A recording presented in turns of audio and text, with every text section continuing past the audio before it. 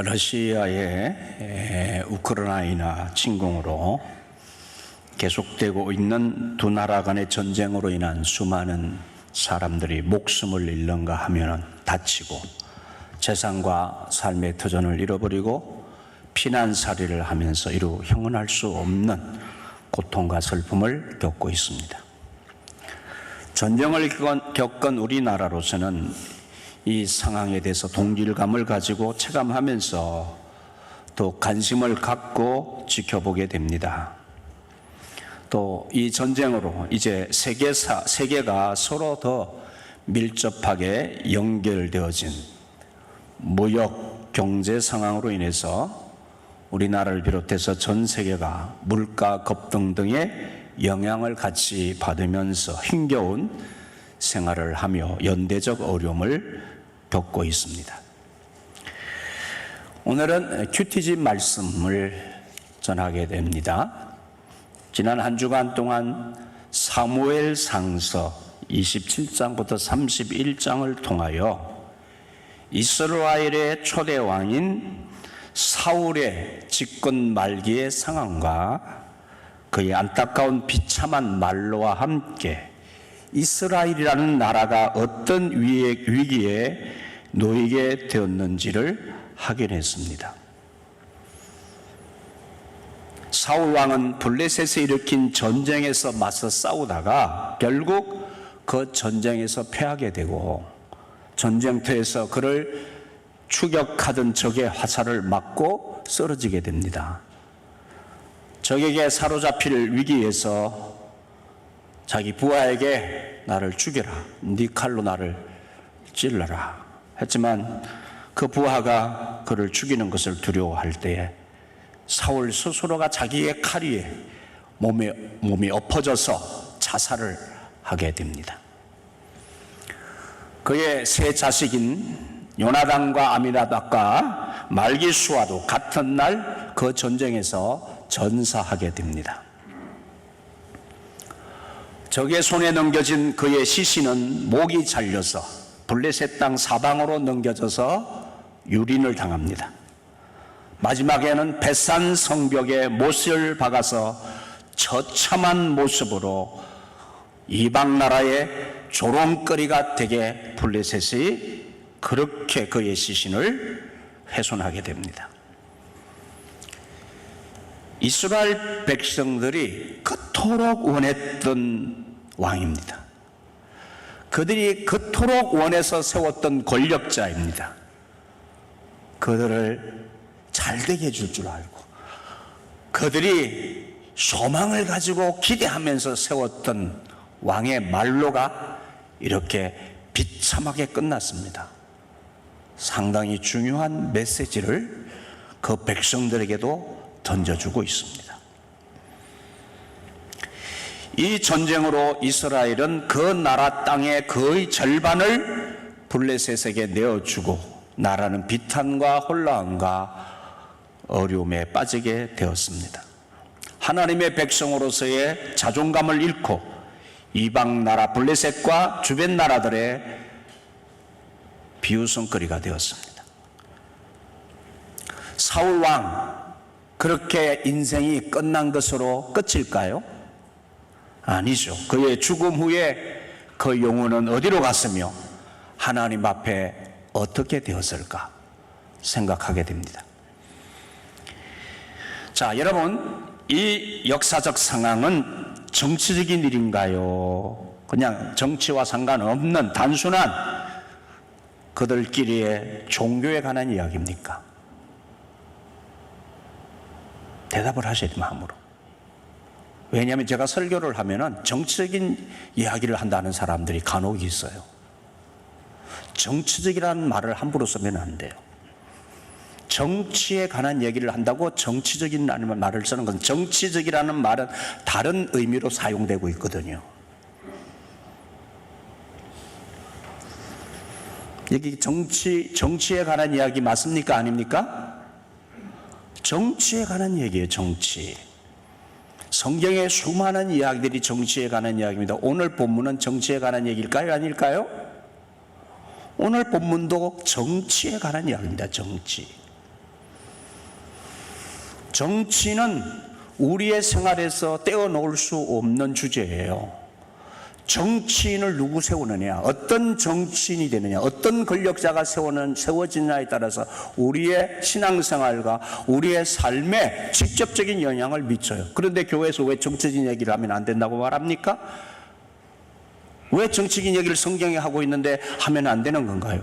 우리 생활에 신앙에 자유가 있느냐 없느냐, 우리의 삶이 그렇지느냐 더 아름다운 삶으로 나아가느냐가 결정되는 것이 정치적인 상황인데 왜 정치적인 이야기를 하면 안 된다는 것일까요? 그 이유는 어떤 진영 논리에 갇혀서 자기가 따르는 진영을 편드는 것을 하면 안 되는 거예요. 그런 말이 정치적인 말이지, 정치적인 상황에 대해서 비판하고 정치적인 길을 바로잡고 정치가 올바로 되도록 길을 제시하는 것은 하나님의 백성으로서 반드시 해야 될 일이고, 교회에서 정치적인 상황을 판단하고 날마다 올바른 길을 제시하는 것은 교회의 사명이에요. 아멘이십니까? 네. 오해 없으시기를 바랍니다. 제가 몇 달 전에도 여러분에게 말씀드린 적이 있습니다. 자꾸 이 정치에 관한 얘기를 하면은 오해들 하시는 분이 계세요. 제가 한때는 전두환 정권 시절 많은 성도들이 아셨듯이 제가 민주화 운동을 했습니다. 이 나라를 바로 세우기 위해서, 자유민주주의를 지켜내기 위해서 독재 정권과 항거하는 목사이지만 그렇게 했다고요. 우리 교회에서 정교조 경기지부 결성하는데 제가 자리를 내어줬다고요. 밑에 파출소가 있는데도 불구하고. 왜? 그때는 정교조가 뜻이 올바르다고 판단했기 때문에 그랬어요. 그럼 물어봅시다. 제가 그러면 진보입니까? 보수입니까? 예? 제가 노무현 대통령 지지했어요. 문재인 대통령 표 찍었어요. 제가 진보입니까? 보수입니까? 네. 함부로 그런 용어를 쓰는 거 조심하셔야 돼요. 그러면 지금 제가 자유민주주의를 얘기한다고 보수입니까? 진보입니까? 예? 대답하시라고요, 마음속으로.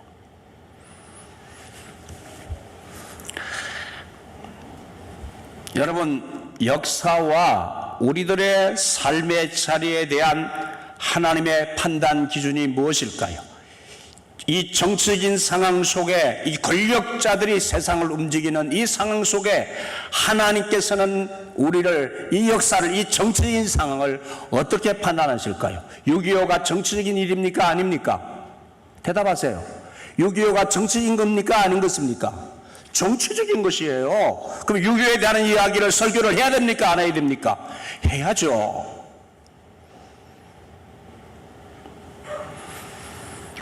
하나님께서 이 정치적인 상황에 개입하시고, 하나님께서 정치 상황을 주님은 눈을 뜨고 보고 계신다고요. 이 정치적인 상황 속에 백성들의 삶의 자리가 있기 때문에 하나님의 백성들이 살아가는 이 정치적인 상황 속에 하나님이 어떤 생각과 판단을 가지고 이 나라를, 이 세계를 다스리고 계신지를 우리는 정확하게 보는 눈을 가져야 되는 거예요. 하나님의 뜻을 저버린 백성들, 국민, 우리 교회, 우리 그리스도인들을 향한 하나님의 행동은 무엇이며 그들의 삶의 자리에는 어떤 결과들이 나타나게 되겠습니까? 악한 권력자들의 최후는 어떻게 되겠습니까? 우리 모두는 기억해야 됩니다. 이 세상의 모든 권력자들과 그 전쟁과 그 백성들과 하나님과의 관계를 늘 생각하며 살아야 합니다. 하나님은 이 세상 모든 나라의 권력자들과 백성들, 국민들의 마음과 생각과 행동을 지켜보시고 판단하십니다. 특별히 하나님과의 관계를 어떻게 맺고 살아가고 있는지를 바라보십니다. 하나님과의 관계를 어떻게 맺고 있는지, 이 정치 권력자들이 어떤 하나님과의 관계를 맺고 있는지, 어떤 마음과 생각을 가지고 있는지, 이 백성들이, 그리스도인들이 하나님과 어떤 관계를 맺고 어떤 생각과 마음을 갖고 살아가고 있는지를 하나님이 늘 지켜보고 계신다고요. 오늘 본문 시편 82편은 큐티집 매일 성경의 본문입니다. 오늘 주일 성경 본문이에요. 주일 오늘 큐티집 오늘 본문입니다. 지금 오늘은 큐티집 설교하는 날이죠. 자, 사무엘 상서를 마치고 다시 시편의 말씀을 오늘부터 묵상하면서 기도하게 되는데요. 자, 여러분, 우리나라는 일제의 지배를 받은 후에 8.15 강복을 맞으면서 곧바로 좌우익으로 나누어지죠. 하나님을 인정하지 아니하고 공산주의를 세우려고 하는 좌익들, 그리고 자유민주주의를 세우고자 하는 우익들로 나누어지죠. 이것이 북한은 소련과 중국을 등에 업고 그런 사회를 만들려고 하고, 남쪽은 미국과 함께 이승만 대통령이 이 자유민주주의를 세우려고 하는 이런 상황에서 나누어져서 싸우게 되죠.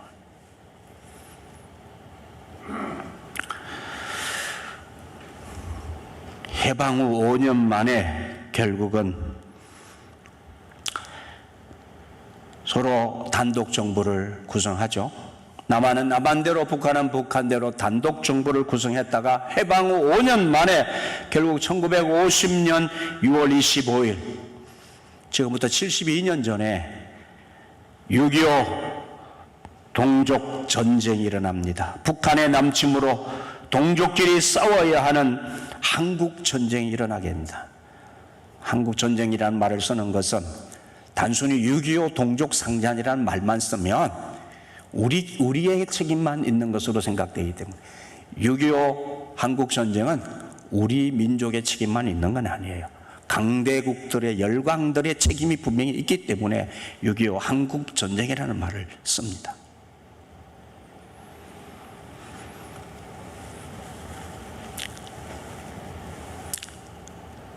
(3년) 동안의 전쟁 기간 동안 세계 그 유례가 없는 뼈아픈 참상을 겪었습니다.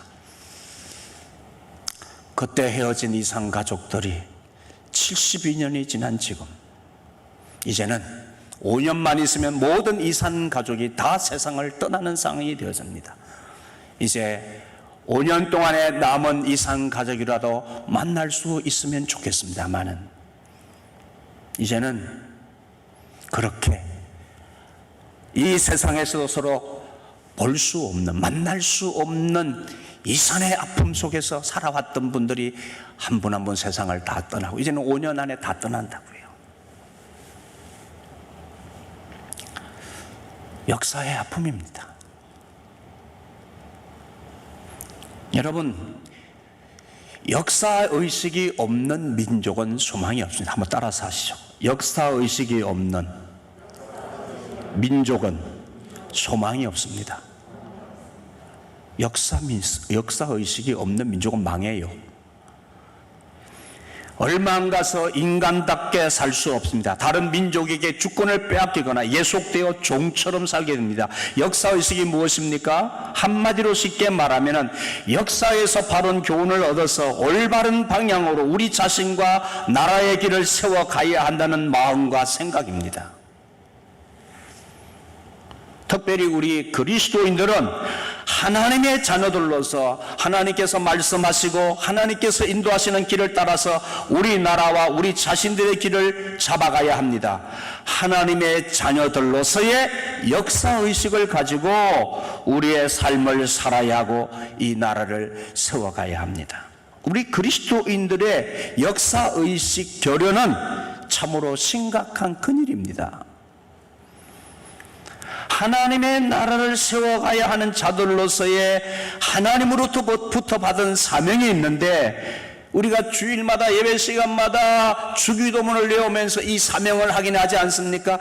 하나님께서 이제 예수 그리스도 안에 있는 우리에게 내가 너희에게 부탁한다, 이렇게 기도해라. 내 나라가 너희 가운데 이루어지도록, 내 나라가 너희들의 정치적인 상 속에 이루어지도록 기도하라는 말씀입니다.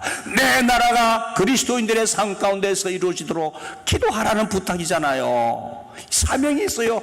하나님의 나라의 사명은 역사의식이 분명한 거예요. 역사의식. 하나님께서 무엇을 말씀하시는지, 하나님께서 어떤 역사를 이루시기를 원하시는지, 하나님께서 꿈꾸시는 세계가 무엇인지, 하나님께서 우리를 통해서 이루시고자 하시는 하나님의 뜻이 무엇인지를 아는 그 뜻을 품고 살아가는 사명자의 길이 그리스도인의 길이란 말이에요. 그냥 예수 믿고 천국 가는 티켓 달고 영혼 구원 받았으니까 그냥 이 땅에서 이제 살면서 하나님 우리 영혼을 모든 것이 잘된 것이 잘되게 하신 것이 내 영혼을 잘되게 하셔서 세상에서도 잘 먹고 잘 사게 해달라고 그렇게 빌고 그것을 위해서 주의 이름을 부르는 것이 그리스도의 길이 아니라 그 말이에요. 여러분 요즘에 큰 절에 가면요, 절 앞에 안내석이 있는데 그 안내석에 각가지 형태의 그 접수하는 돈을 등록금을 받는 그런 여러 가지 프로그램이 있어요. 거기에 불교 성지를 순례하는데 제가 이렇게 보니까 이게 어떤 프로그램 보니까 이렇게 나오더라고요.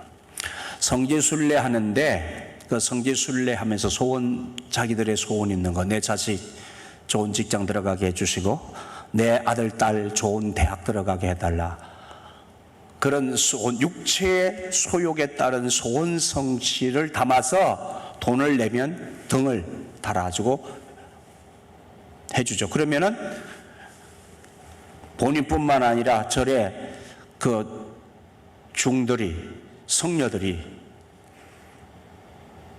연불해서 기도해 주면 그 소원이 성취된다고. 그 불교 타락입니다, 그거. 그렇듯이 우리 기독교인들 교회도 교회 와서 그냥 문제 해결 소원 성취나 구하고 그렇게 세상에서 잘 먹고 잘 사는 육체의 소욕을 구하는 것이 교회 아닙니다. 그거 그리스도의 신앙 아닙니다. 그거 사신 우상 숭배입니다. 사신 우상 숭배. 하나님께서 우리에게 무엇을 원하신지를 알아야 돼. 하나님의 나라가 어떻게 이루어져야 돼, 무엇이 하나님의 나라인지를 알고 그 나라를 위해서 사는 것이 하나님의 자녀로서의 역사의식인 거예요. 역사의식. 아멘 있습니까? 아니, 우리 교회 보면은 성도들의 신앙생활하는 모습을 보면은 역사의식이 없어요. 역사의식이. 이거 어떻게 하면 좋죠? 오늘 교회의 타락이, 우리 그리스도인들의 삶이 엉망이 되어진 것이 하나님의 자녀로서의 역사의식이 없다고. 역사의식이. 서글픈 일이 아닐 수 없습니다. 매우 안타까운 일이 아닐 수 없습니다. 그게 기복주의로, 기복주의로 세상의 복을 구하고 하나님의 뜻은 내 안에서, 내 마음과 생각에서 너무 멀어.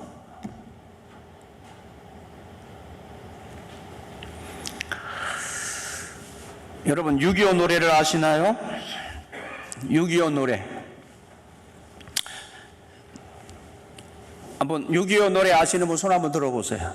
6.25 노래 아시는 분 손 높이 들어보세요. 제가 확인할 게 있어요. 6.25 노래. 왜 손을 이렇게, 6.25 노래 아시는 분 손 들어보세요. 제가 여러분들 확인시켜 드릴 게 있어서 그래. 자, 6.25 노래를 아시는 분, 그냥 잘 몰라도, 가사 몰라도 들어본 적 있으신 분 들어보세요. 6.25 노래. 자, 그러면 손 들고 계세요? 손 들고 계세요. 손 들고 계세요. 6.25 노래 아시는 분. 자, 그러면 요 노래, 요거 아니네. 요건 아니라 제가 불러야 돼.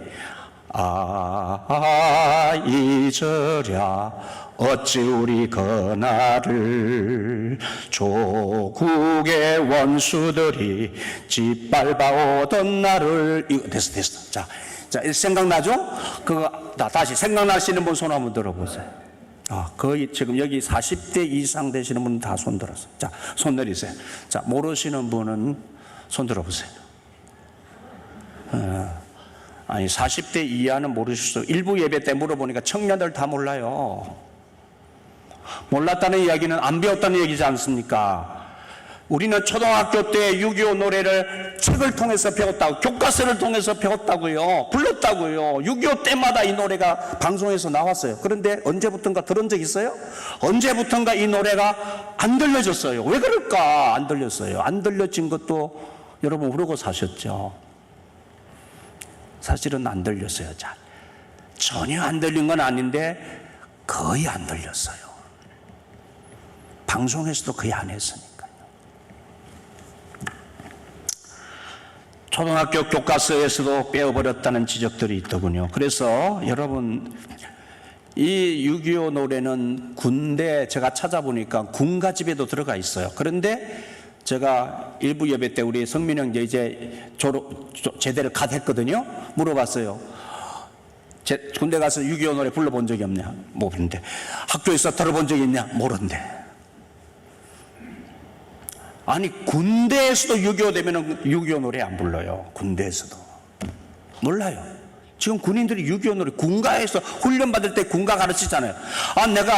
나는 방위로 제대를 하고 방위로 훈련 받았는데도 나는 그런 군가를 불렀는데 어떻게 요즘 군대는 당나라 군대라는 말이 있더니만 이런 6.25 노래 하나도 이거 안 가르치고 안 부른다니까요.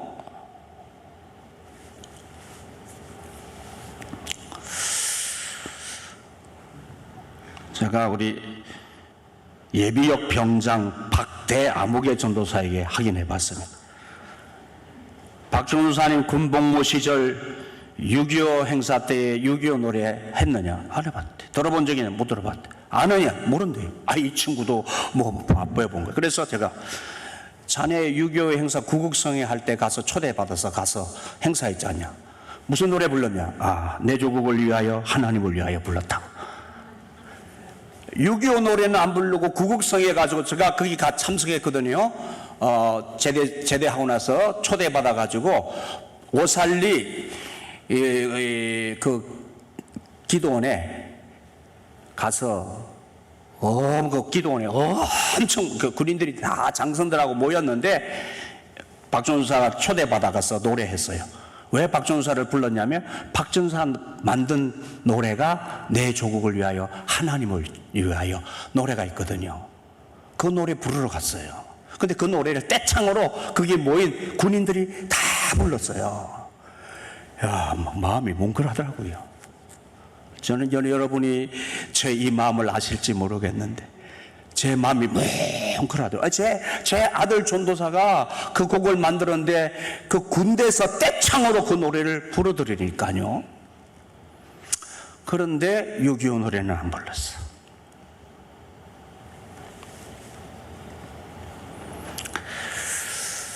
그래서 얼마 전부터 한 지방 언론사에서 이렇게 보도하고 일부 보수 우파 언론인 대한신보가 이 기사를 인용해서 인터넷 사이트에 인용을 하면서 유튜브 방송에서 근 10년 동안 정치적으로 6.25 노래를 못 부르게 하고 방송에서도 틀지 못하도록 금지곡으로 했다. 새 6.25 노래를 몰래 만들어서 부르려고 시도를 했다는 보도를 했습니다. 그래서 사람들이 깜짝 놀라면서 이슈가 되었습니다. 그런데 어제서야 KBS 방송에서 이 부분에 대한 팩트 체크라고 하는 보도를 하더군요. 제가 들었어요. 이 노래를 두고 가짜 뉴스가 퍼지고 있다라며 방송을 했습니다. 그 대한신보, 이 가짜 뉴스라고 하는 2년 전에 6월 25일자의 보도 내용, 제목이 6.25의 노래 가사 바뀐 것 아십니까? 이 기사의 내용 중 신 6.25의 노래, 새 6.25의 노래, 심재방 씨가 지은 새 6.25의 노래가 있다는 것이 보도가 되었어요. 여기 가사는 이렇게 되어 있어요. 1절 이절아 우리 어찌 우리 그 날을 조국의 산하가 두 동강 나던 날을 동포의 가슴에다 총칼을 들이대어 핏물강이 되고 죽음산이 된 날을. 2절 아 잊어라 어찌 우리 그날을 동포 형제를 원수로 만든 그들을 계례의 이름으로 부수고 또 부수어 선열에 흘린 피 헛되지 않기시리. 3절 아 잊어라 어찌 우리 그날을 자유와 민주와 평화와 번영 위에 민족의 공적과 싸우고 또 싸워서 통일의 그날이 기어이 오게시리. 이제야 이루리 그날의 수건을 동포의 힘 모아 하나의 나라로 피의 원한 풀어 하나의 계례로 이제야 이루리 한나라 한결에. 이거 여러분 본래 가사하고 이렇게 비교해보면 뭐가 다른지 정확하게 나타납니다. 그 보도 내용에서 해석을 했습니다. 해석을 하기를 이 가사와 실제 6.25 노래와 비교를 해서 해석을 해놨는데 1절에는 북괴군이 남침했던 내용 대신 남북한이 서로 총칼을 들이대었다는 정황만 설명하고 있다. 2절에 가서는 6.25 전쟁의 책임은 북한이 아니라 외세에 있음을 암시하고 있다. 여기에서 말하고자 하는 외세란 어디일까? 중국일까요? 외세가 소련일까요? 여기서 말하는 외세란 어디일까요? 이렇게 물음표로 했습니다. 당연히 미국을 얘기하는 거죠. 3절은 민족의 공적과 싸워서 통일을 이루자는 내용을 담았습니다. 민족의 공적은 또 어디를 말하는 것일까요? 민족의 공적이 북한일까요? 중국일까요? 러시아일까요? 여러분 이러한 가사 내용으로 우리가 이 6.25 한국 전쟁을 설명할 수 있을까요? 정말 새로운 시대를 열어갈 수 있겠습니까? 나라를 바로 직전할 수 있겠습니까?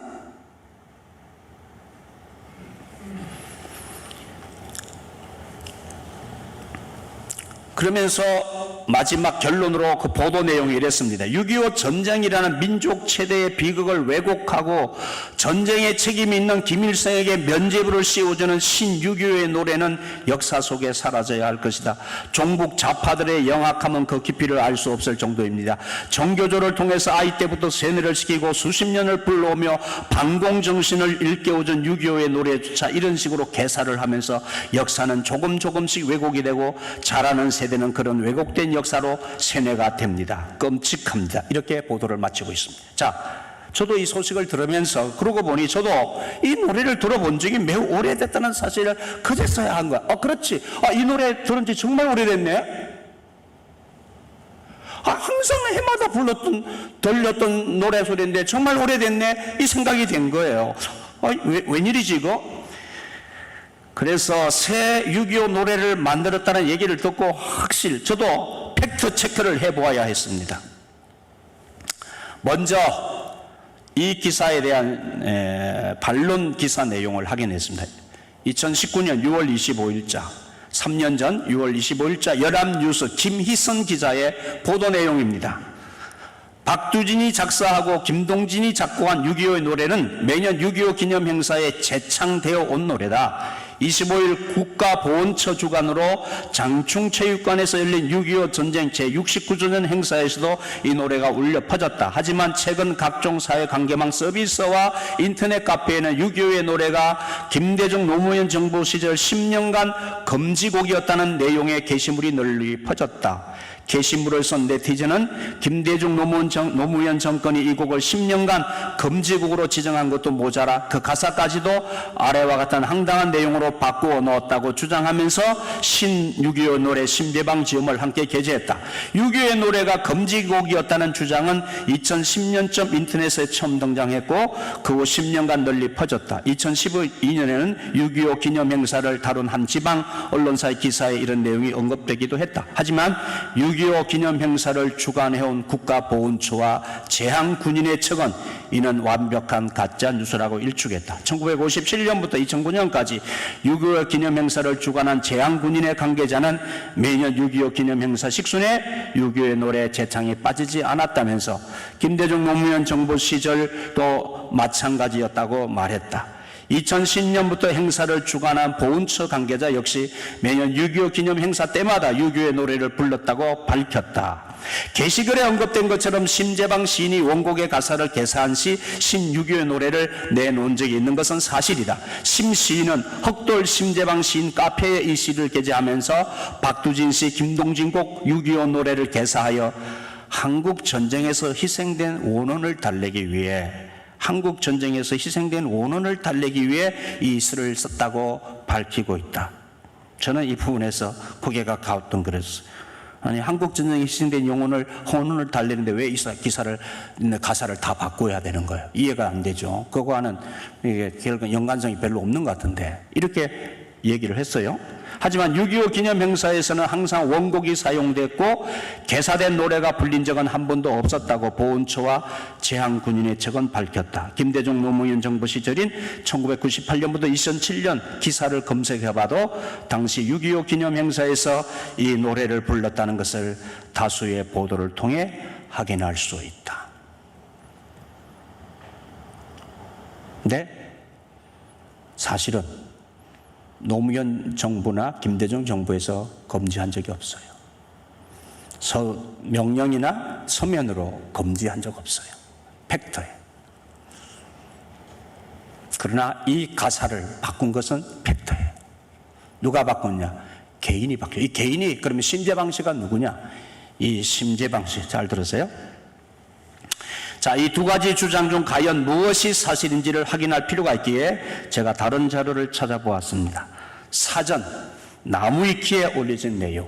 사전이죠. 인터넷 사전, 나무위키, 위키 사전에서 찾아보는데 제가 이 설교를 준비하기 위해 일주일 전에 찾아서 스크랩해가지고 자료로 제가 복사를 해놨거든요. 그런데 이번에 다시 들어가서 KBS에서 방송을 하고 난 후에 다시 들어가서 다시 재차 확인하려니까 그 내용이 싹 다 방송 내용으로 다 바뀌어 있어요. 여러분, 위키 사전은, 나무 위키 사전은 누구나 들어가서 사실에 근거한 내용을 다 수정할 수 있어요. 그게 위키 사전이에요. 아시는 분, 우리 젊은이들은 아시죠? 그래서 제가 일주일 전에 복사해놨던 것을 제가 말씀드립니다. 일주일 전에 거기에서 이 사실이 무엇이냐 하는 것을 정리를 해놓았어요. 4가지로. 첫 번째, 어떤 문서나 지시에 의한 금지곡은 아니었다. 두 번째, 6.25 노래를 공식적으로 불렀다는 것은 보수단체인 자유총연맹과 국가보훈처 정도에서만 불렀다. 어제 KBS 보도에서도 그 얘기했죠. 어제 아까 제가 말씀드린 대로 KBS 보도에서도 이 점은 인정했어요. 자유총연맹과 국가보훈처 정도에서만 불렀다. 자유총연맹은 옛날 군인들 출신들이 모이는 곳이 당연히 6.25 때는 부르죠. 그 사람들은. 그 사람 자체적으로 부르는 거예요. 그건 국가에서 하는 거 아니에요. 국가보훈처도 부를 수밖에 없어요. 국가보훈처에서 6.25 됐는데 못 부르겠다고 큰일 나죠. 그럼 당연히 부를 수밖에 없어요. 그런데 군대 행사에서도 합니다. 제가 얘기했잖아요. 군대 구국성회 하는 데서도 6.25 노래 안 불렀다니까요. 안 불렀어요. 그게 팩트예요. 지시하지는 않았지만 안 불렀다는 것이, 방송에 안 나왔다는 것이 팩트예요. 왜 그랬을까? 여기서 말했습니다. 위키사전에서. 세 번째, 김대중 전 대통령의 추모 시인이네. 이 사람이, 심재방 시인이 김대중 전 대통령의 추모 시인, 별이 되신 님이시여 추모 시를 썼는데 이분이 지은 이 새 6.25의 노래를 인터넷에 올렸다는 것이 사실이에요. 네 번째, 실제로 한 10년 동안 이 노래는 방송이나 공식적으로 잘 불려지지 않았음이 확인된다.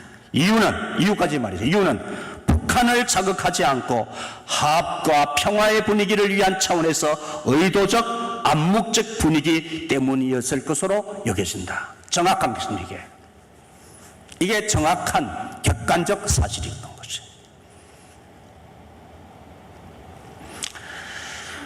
정말 이 노래를 다른 의도 없이 부르고 있다면 참 다행일 것입니다.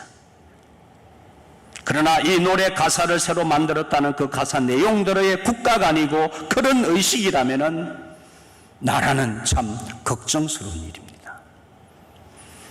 물론 전쟁 중에 만들어진 가사라 조금은 극단적인 표현도 있긴 하지만 개사를 필요로 한다면 국민 공감대가 필요할 것이며 적어도 이런 어정쩡하고 묘한 표현으로 누가 가해자인지 어떻게 우리가 이 자유 대한민국을 지켜야 하는지를 잊지 말고 기억해야 하는 이 역사의 사실과 내용을 오도하는 것이 되어서는 안 될 것입니다.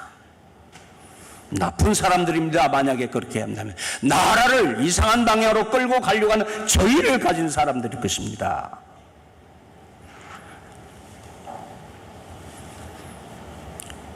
(6.25) 노래를 정부나 어떤 진영에서 몰래 바꾸고 전혀 부르지 않았다고 말하는 것도 사실은 아니에요. 그것도 보수 진영 논리에 갇힌 자들의 잘못된 생각이요, 확대 해석하는 문제가 분명히 많습니다. 동시에 한 사람의 단순한 시가 아닌 어떤 진영의 의사를 대변하여 6.25 노래를 개사하여 표현한 것이라면 국민들의 점검을 받아야 하는 것 또한 당연한 것입니다. 이것은 역사의 진실과 관계된 부분이며 역사를 통하여 오늘의 현실을 바로 직시하고 나라의 내일을 바로 세워가야 하는 책무가 우리 국민 한 사람 한 사람 모두에게와 특별히 우리 그리스도인들에게 이 책무가 더 분명하게 주어져 있기 때문입니다. 모든 권력은 선한 의미에서 하나님께로부터 위임받은 것입니다. 세상 권력자들이 이 사실을 인정하든 인정하지 않든 상관없이 그렇습니다. 악한 의도로 장악한 권력은 하나님께로부터의 위임이 아닌 악마적인 것일 뿐입니다. 오늘 본문은 바로 이 세상 권력자인 재판관을 두고 한 말씀입니다. 재판관이 그 권력을 가지고 불의하게 재판을 한 이 권력자의, 정치 권력자의 잘못을 호되게 질책하는 내용입니다. 여러분, 이 권력자들을 어떻게 부르고 있냐면은, 자, 1절에서 하나님은 신들의 모임 가운데에서 서시며 이 사람들을 신들이라고 부르는 거예요. 이 신들이라 하는 사람들이 재판관인데, 재판관은 왕이 되기도 하고요, 다른 판관을 세워서 재판을 하기도 하죠. 역사에서 이스라엘 초기 역사에서도 초대 왕이 재판을 했어요. 사울 왕이 재판을 했다고요. 솔로몬 시대도 솔로몬 왕이 재판을 했잖아요. 이게 이 권력자인 권력자. 근데 그 권력이 얼마나 막강하기에 그 권력자들이 모인 그들을 신들의 모임이라고 하지 않을 정도. 하나님께로부터 위임받은 권력자들이 그 권세가 너무 막강해서 신들처럼 추앙을 받는다는 거죠. 그 신들 모임 가운데에서 하나님이 서시셔서 하나님은 그들 가운데서 재판하신다고 하셨어요. 이게 까불지 말라고 말해요. 권력자들, 하나님 나라의 주인이시고 하나님께서 이 모든 권력자들 위에 안에 계시고 그들을 하나님이 살피시면서 그들이 올바르게 권력을 행사하는지 아는지를 하나님이 보신다는 것입니다. 하나님이 그들을 심판하시고 재판하신다.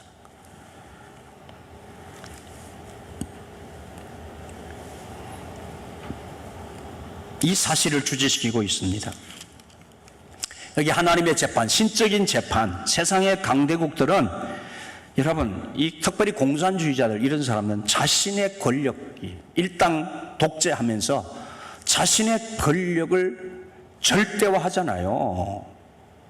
반대자들을 그냥 안 둡니다. 말 못하게 합니다. 하나님 인정하지 않습니다. 교회 다 부십니다.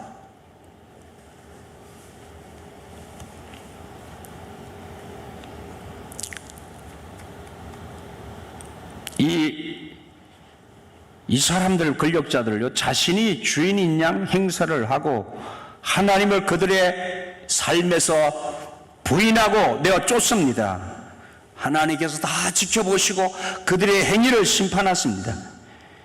역사 내내 하나님은 엄중하게 판단해 오셨고 앞으로도 결정적인 심판을 통해서 온 땅이 하나님 자신의 기업임을 하나님은 천명하실 것입니다.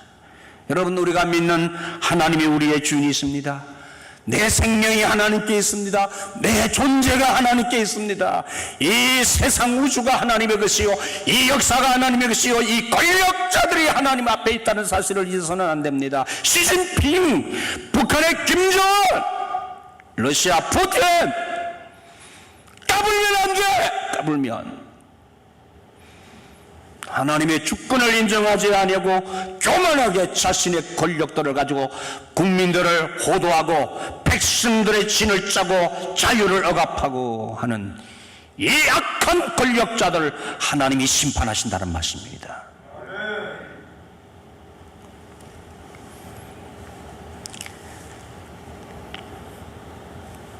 하나님 인정하지 않아요. 그런데 어떻게 우리가 그들의 길을 따른단 말입니까? 어떻게 이렇게 자유민주주의를 위협하는 이 나라의 꼴을 그대로 보고 있어야 되고, 그런 얘기를 왜 교회에서 하지 않아야 된다는 말입니까? 목에 칼이 들어와도 해야죠.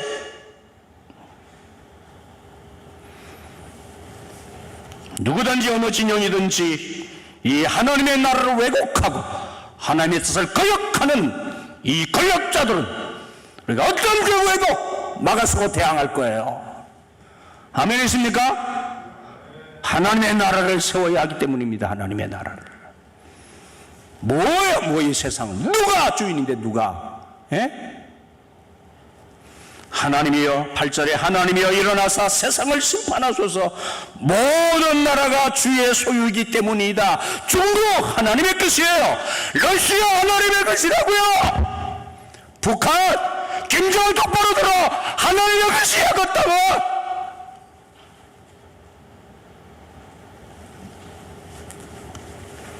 어디서 교만하게, 어디서?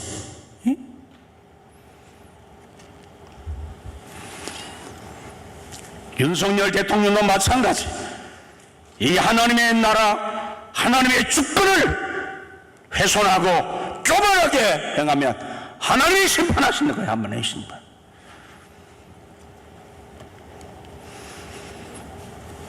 똑바로들 해야 돼, 똑바로. 우리는 우리 선조들이 피 흘려서 이 자유 대한민국을 지켰습니다. 수많은 나라에서 와서 생명을 바치면서 우리 대한민국을, 자유 대한민국을 지켰다고요. 우리는 자유 대한민국을 더 굳게 세워서 자식들과 자자손들에게 물려주어야 합니다. 여러분, 자유 없는 거짓 평화를 조심해야 됩니다. 북한에 가서 살고 싶습니까? 중국 시진핑 밑에서 살고 싶습니까? 아니요. 절대 그럴 수 없어요. 절대 그럴 수 없어요.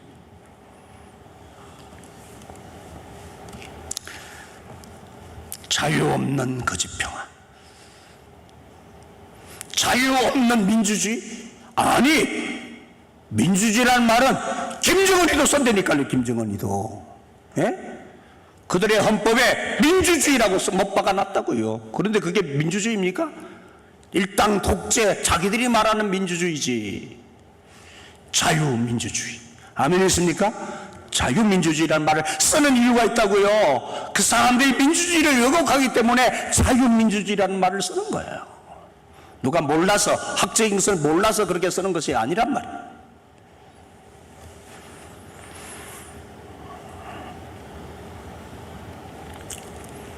재판의 근거, 심판의 근거는, 여러분, 하나님은 빌려준 권력으로, 위임받은 권력으로 불공평한 판단을 일삼고 이래 약자들을 보호하지 않고 이렇게 불의하게 통치하는 이 세상의 권력자들, 이 재판관들을 향하여 말합니다. 너희가, 내가 심판하는 이유는 너희들이 내가 맡긴 대로 공의로 너희들이 이 권력을 행사하지 않기 때문이야.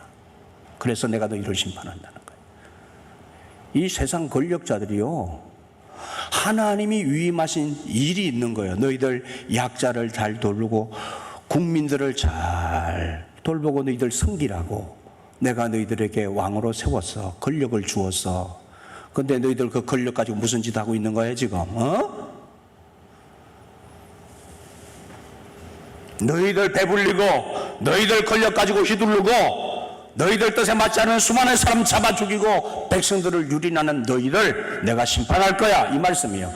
주님의 재판의 근거, 하나님의 재판의 근거가 하나님의 뜻대로 안 한단 말이야. 하나님의 뜻대로 반드시 하나님이 심판하시는데, 현실에서뿐만 아니라 죽음 후의 내세에서도 하나님은 반드시 너희를 심판하시겠다는 것이.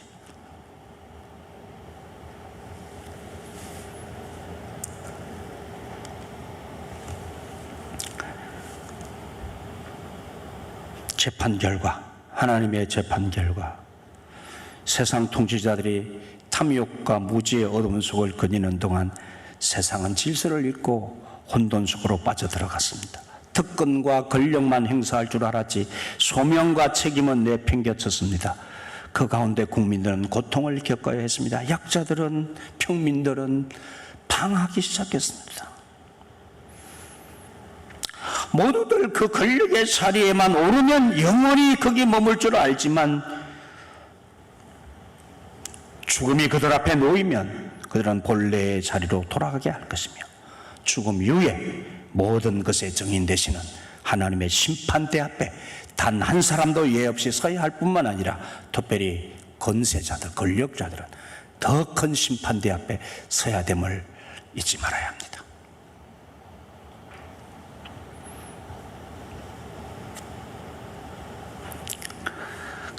모든 권세는 하나님의 뜻을 이루기 위해서 사용해야 하고 하나님의 성품대로 사용해야 합니다. 인간의 탐욕과 권력 남용으로 벌어진 갖가지 불의와 전쟁 때문에 고통당하고 억울한 사람들이 얼마나 많습니까? 하나님 반드시 심판하실 것입니다. 하나님을 떠나고 하나님을 대적한 이 세상에 한 번도 온전한 하나님의 나라가 되어본 적이 없습니다. 이는 하나님이 위임하신 모든 권력이 그 주인의 뜻을 따라 행사된 적이 없다는 뜻입니다. 그러나 이제 예수를 믿는 우리를 통하여 하나님은 예수 그리스도의 은혜와 그 능력 안에서 이 세상을 하나님의 나라로 만들어가고 계십니다. 그 하나님의 뜻, 하나님이 원하시는 이 일에 이제 그렇게 하나님의 뜻에 순종하는 자들에 의해서 이 땅에는 하나님의 나라가 모든 영역에, 정치적인 영역에, 이 땅의 모든 삶의 자리에, 우리 그리스도의 삶의 자리에 하나님의 나라가 힘차게 세워져 가고 있음도 알아야 합니다.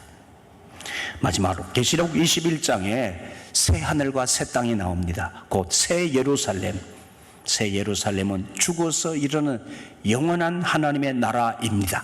동시에 이 세상에서 이루어지는 교회 공동체의 생활이 새 예루살렘 하늘나라예요. 새 하늘나라예요. 그리고 동시에 교회를 통해서 이 세상 곳곳에 세워지는 하나님의 나라의 모습입니다.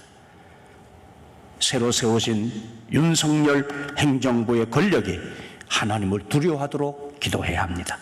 모든 국회의원들을 비롯해서 정치인들, 그리고 사법부, 재판관들을 비롯한 권력자들과 이 세상의 모든 지도자들이 하나님의 주권, 하나님이 모든 것의 주인인 것을 알고 겸손히 백성을 섬기고 나라를 위해서 종로로 타는 자들이 되어야 합니다. 이 그들을 통해서 그렇게 하나님의 나라가 세워져 가도록 우리는 국민된 도리로서, 특별히 그리스도인으로서의 주권을 정확하게 행사해야 합니다. 감시해야 됩니다. 두 눈 무릎 뜨고 권력자들을 감시해야 되고, 우리가 주인이에요. 우리가. 아멘 있습니까? 감시하고 그들을 잘못하면 비판하고 그들이 잘하면 박수치고 올바른 길로 그들이 갈 수 있도록 해야 되는 책무가 우리에게 있는 거예요. 우리 그리스도인들은 진영 논리에 빠지면 안 돼요. 여러분이 정치적인 관심이 어디에 계실지 몰라도 우리 그리스도인은 하나님의 나라, 하나님 것 안에서 하나님의 마음과 생각을 품고 하나님의 나라를 이 땅에 이루도록 기도하시고 그에 관심을 갖고 우리는 나라를 지켜가야 합니다. 기도하시죠.